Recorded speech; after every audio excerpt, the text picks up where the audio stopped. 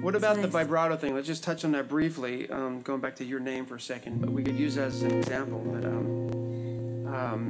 you know, I think a lot of churches struggle with, I don't know, maybe folks that are either in the baby boomer generation or a little older kind of grew up with more of the wide vibrato, or, you know, they grew up in choirs where that sort of traditional vibrato was sort of expected.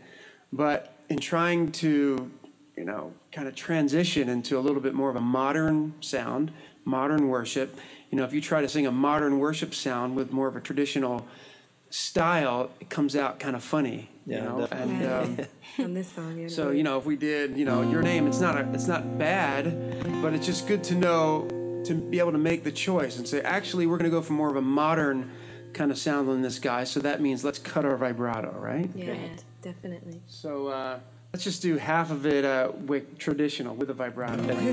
Let's do it over the top. So Jesus, in your name we pray.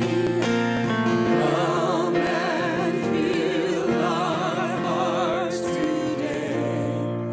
Lord, give us strength to live for you and glorify your name. Okay. You know, the scary thing is some of you may be going, what's wrong with that? Right. I thought that sounded pretty good. and it might be. I mean, somebody, like, if it's a traditional church, I could totally hear a more traditional church doing that same song with those wide vibratos, kind of a choral sound, you know, your name. You could totally, it works just as well. But it's about what are you going for? You know, like, and if you're going for a more, like, the modern worship sound, and if that's the reason that you're watching this today is because you already have that. You already have the traditional. You know how to do that, but you don't know how to do this. Some of what we do is limit our vibrato, and limiting vibrato is no more than just, it's breath support. Vibrato comes from breath support. So instead of giving all of the muscle to it, like, you know, your name, I'm going to limit it so that it's your name. It's a lighter vibrato. It's there, it's present, but it's not thick. It's not wavering, you know, like some vibrato can be actually a distraction. And so one of the ways that you can practice is practice singing it in a straight tone and then slowly add vibrato back in. So your name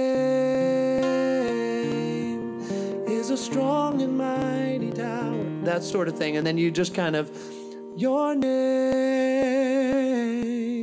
So you're learning to, okay, I'm just going to push the vibrato a little bit there. And again, all of these things are with practice. Don't get discouraged if you start in and you're like, I can't get rid of my vibrato. I mean, it took me a long time to learn how to do a straight tone because I kind of came up at a time when vibrato was very cool. I used to sing vibrato on everything, all the, you know, it's like, so it was really cool to me that I could do it. And then when I had to limit it, it was a little tough. So.